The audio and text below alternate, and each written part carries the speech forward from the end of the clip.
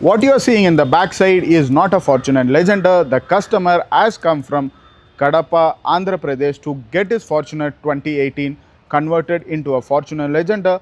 Let this be an informative video. What gets changed when you are going to change a Fortuner 2018 to a Legender? If you come to the front side, what we get changed is a complete front grille, the headlights, the fog lamps and the front bumper.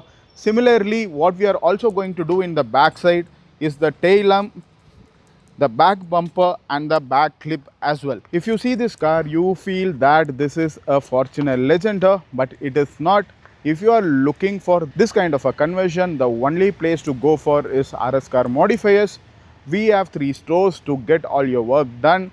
One is specifically kept this kind of conversion. We have a separate denting and paint booth to get the paint done in an enclosed structure, and there is other main store where the fitting gets done.